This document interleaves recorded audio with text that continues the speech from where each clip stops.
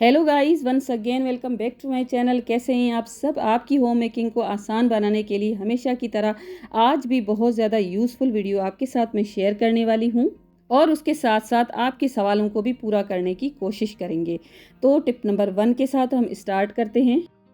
यहाँ पर ये मैंने मेडिसिन्स ले ली हैं, एक्सपायर्ड हैं और ये कैप्सूल्स हैं सारे और कुछ टेबलेट्स भी हैं। तो कैप्सूल्स अगर आप इस तरह से खोलना चाहते हैं ना तो खोल के भी ले सकते हैं। मैंने तो इनको ग्राइंड कर लिया है और अब उसके साथ साथ एक देख सकते हैं बोतल में ले लिया है मैंने बेकिंग सोडा और उसके साथ साथ मैंने ये जो टेबलेट्स मैंने ग्राइंड की थी ना 1 टेबल स्पून के जितना मैंने इसके अंदर डाल दिया है और इस तरह से जो शेकर्स होते हैं ना उसमें मैंने इसको डाला है और इसको मैं यूज़ करती हूँ अपनी जो सिंक है ना उसको क्लीन करने के लिए।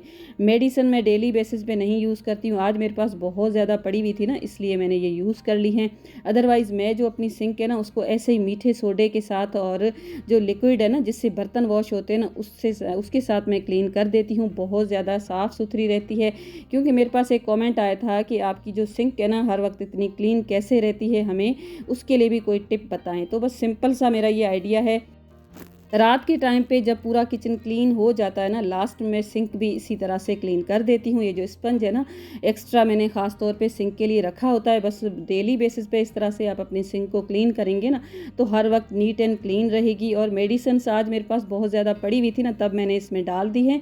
इससे ये होगा ना इसमें कोई स्मेल होगी या ड्रेन वगैरह अगर ब्लॉक होगा ना तो मेडिसिन जो होती है ना एक्सपायर्ड उनके साथ खुल जाता है। तो इस तरह से क्लीन करने के बाद अगर आपकी सिंक बहुत ज़्यादा गंदी है ना तो ब्रश भी यूज़ कर सकते हैं। साइड्स में देखें थोड़ी सी फिलिंग वगैरह होती है ना वहाँ पर भी मेल जम जाता है, ख़राब हो जाती है, तो वहाँ पर आप ब्रश लगा सकते हैं। बेकिंग सोडा भी आप अलग जार में इस तरह से पास में रखा करें। डेली आप इस तरह से क्लीन करेंगे ना तो आपकी सिंक है ना हर वक्त क्लीन रहेगी।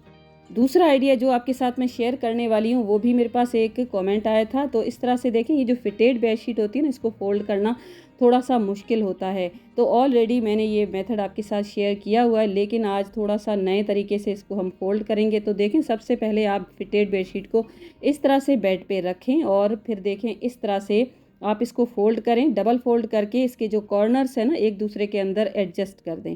ठीक है, इस तरह से फिर आप थोड़ा सा इसको सेट करें। इस तरह से सेट करने के बाद जिस तरह से आपको वीडियो में दिखाया जा रहा है ना बिल्कुल उसी तरह से पहले आप यहाँ से इस तरह से एक कॉर्नर को ऊपर उठाएं और फिर दूसरे कॉर्नर को ऊपर उठा के एक कोन की शेप बना दें। बहुत ज़्यादा आसान सा आइडिया है। देखें इस तरह से दोनों कॉर्नर्स मिलाने के बाद अब आप इसको फोल्ड करें। जैसे चाहें आप उसी तरह से आप इसको फोल्ड कर सकते हैं। जितना भी कम करना चाहें उतने छोटे आप फोल्ड लगा सकते हैं। बस इस तरह से फोल्ड्स लगाने के बाद इन दोनों को एक दूसरे के ऊपर रख के और टक इन कर देना है। तो बस ये बेस्ट आइडिया है। इस तरह से आप जब अपनी फिटेड बेडशीट्स को रखेंगे ना तो बहुत ज़्यादा कम स्पेस लेंगी, अच्छी तरह से ऑर्गेनाइज भी पड़ी रहेंगी और इसमें रिंकल्स भी नहीं पड़ेंगे।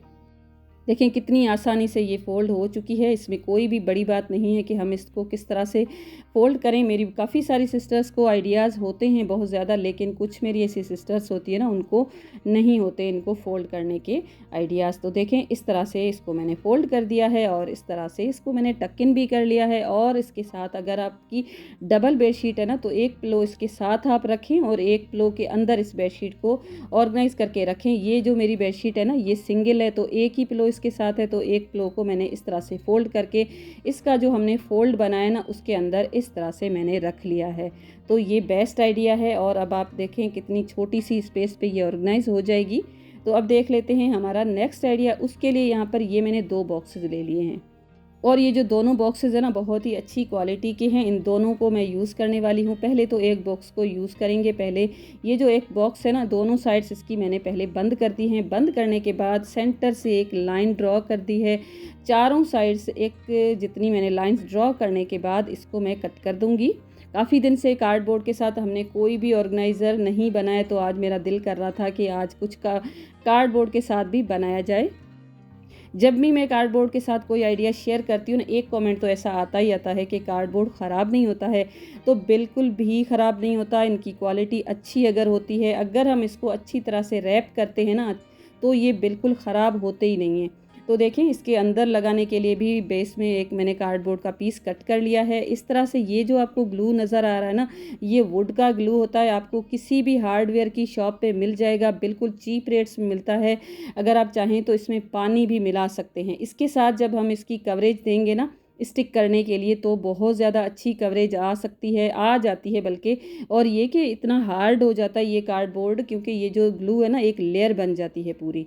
तो मैं अक्सर इसी ग्लू को यूज़ करती रहती हूँ। ग्लू गन जो होती है ना वो भी सही रहती है, लेकिन जितना ये इफ़ेक्टिव होता है ना उतनी ग्लू गन नहीं रहती है। ग्लू गन की जो ग्लू स्टिक है ना वो भी थोड़ी सी महंगी आती है, ये हमें बहुत ही चीप रेट्स में मिल जाता है। और उसके साथ साथ इसको मैंने रैपिंग शीट के साथ रैप किया था। और ये जो वाइट शीट आपको नज़र आ रही है ना, ये प्रिंटेड पेपर्स हैं जो बिल्कुल ख़राब थे, इनकी एक साइड सही थी तो मैंने इसको यूज़ कर लिया है। और इस तरह से ये ऑर्गेनाइज़र बनके रेडी हो गया है। इन दोनों को मैंने स्टिक कर लिया है। और अब मैं आपको आगे चल के बताती हूँ किस तरह से हम उसको यूज़ करेंगे। उससे पहले ये दूसरा जो बॉक्स है ना उसके दोनों आमने सामने के जो कॉर्नर्स है ना उसमें मैंने 2-2 इंच की गैप के साथ निशान लगा दिए और इस तरह से मैंने निशानों को मिला दिया है। मिलाने के बाद इस तरह से ये बॉक्स कट हो गया है। इस तरह से कटिंग करने के बाद इसको मैं इसी जो प्रिंटेड पेपर्स थे ना मेरे पास उसी के साथ कवर कर दिया और इस तरह से ये हमारे पास रेडी हो गया है। इसमें अगर आप चाहें तो अपनी प्लेट्स को ऑर्गेनाइज़ करके रख सकते हैं, ग्लासेस को ऑर्गेनाइज़ करके रख सकते हैं, अगर आप चाहें तो अपनी बुक्स को भी इसमें ऑर्गेनाइज़ करके रख सकते हैं। ये ऑर्गेनाइज़र मैंने काफ़ी दिन पहले आपके साथ शेयर किया था वीडियो, आपको बहुत ज़्यादा पसंद आया था। इसको अगर देखना है ना तो आप चैनल पे देख सकते हैं। और ये दूसरे जो बॉक्सेस हमने पहले रेडी किए थे उनको इस तरह से हम यूज़ कर सकते हैं। अगर आप चाहें तो इसमें अपनी ग्रोसरी को ऑर्गेनाइज़ करके रख सकते हैं, अगर आप चाहें तो बच्चों के अंडरगारमेंट्स या तो टी शर्ट्स वगैरह कोई भी चीज़ आप ऑर्गेनाइज़ करके रख सकते हैं। आलू प्याज भी इसमें ऑर्गेनाइज़ किए जा सकते हैं और इस तरह से ये बेस्ट रहते हैं कार्डबोर्ड। आई होप आपको आइडिया पसंद आया होगा। तो चलिए अब देख लेते हैं हमारा नेक्स्ट आइडिया। उसके लिए देखें इस तरह के ये जो बॉक्सेस आते हैं ना प्लास्टिक के, जो शुगर फ्री के टेबलेट्स आते हैं उनके साथ भी आते हैं, या तो बच्चे जो खाते हैं ना टिक टैक उसके साथ भी ऐसे ही बॉक्सेस आते हैं। बहुत सारे तरीक़ों से हम इनको यूज़ कर सकते हैं मल्टीपर्पज़। अगर आपके पास इस तरह के बॉक्सेस हैं तो इनको बिल्कुल भी वेस्ट समझ के फेंकना नहीं। अगर आप चाहें तो इस तरह से इसमें आपका जो टूथब्रश है ना उसको भी आप ऑर्गेनाइज़ करके रख सकते हैं, क्योंकि इसका जो कैप होता है ना अक्सर हमसे गुम हो जाता है। कभी कभी ऐसे ब्रशेज़ होते हैं उनमें होता ही नहीं है। अगर आप चाहें तो इसमें जो हिजाब की पिन हो गई, या तो हमारी हेयर पिन हो गई, सेफ्टी पिन हो गई, या तो फिर ऑफिस पिन हो गई, अगर आप चाहें तो अपनी छोटी मोटी सी ज्वेलरी ऑर्गेनाइज़ करके रख सकते हैं। अगर आप चाहें तो टूथपिक्स भी, जब हम बड़ा पैकेट लेकर आते हैं ना तो छोटे छोटे इस तरह से पैकेट्स भी रेडी किए जा सकते हैं, बेस्ट रह जाते हैं ये बॉक्सेस। और उसके साथ साथ जो बेस्ट आइडिया सबसे मुझे अच्छा लगा है उसमें देखें, अगर आपके हस्बैंड या बच्चे ऑफिस वगैरह जाते हैं ना तो इसको एज अ शेकर भी आप यूज़ कर सकते हैं, सॉल्ट डाल सकते हैं, काली मिर्च का पाउडर वगैरह बना के भी इसमें यूज़ किया जा सकता है। लंच बॉक्स में रख सकते हैं, किसी भी बैग में रख सकते हैं। अगर आप चाहें तो मैच बॉक्स है ना उसकी जो साइड का मसाला कट करके इसकी साइड पर लगा दें, इसमें आप अपनी मैच स्टिक को भी ऑर्गेनाइज करके रख सकते हैं, क्योंकि इस तरह से जो माचिस होता है ना हमारा अक्सर गीला हो जाता है। इस तरह से बहुत ही अच्छी तरह से हम इसको ऑर्गेनाइज करके भी रख सकते हैं और ये सेफली पड़ा भी रहेगा, गीला भी नहीं होगा। तो इसके साथ साथ अगर आप चाहें तो इसके अंदर जो मशीन की जो नीडल्स होती है ना उनको भी ऑर्गेनाइज किया जा सकता है। अगर आप चाहें जो जर्दे का कलर, जो फूड कलर्स हम जो यूज़ करते हैं ना उनको भी इसमें इजीली रखा जा सकता है और इजीली यूज़ भी किया जा सकता है, क्योंकि इनका जो होल है ना बहुत ही छोटा सा होता है। तो जर्दे का जो कलर है ना बिल्कुल थोड़ी सी क्वांटिटी में गिरेगा, ज़्यादा बिल्कुल भी नहीं गिरेगा।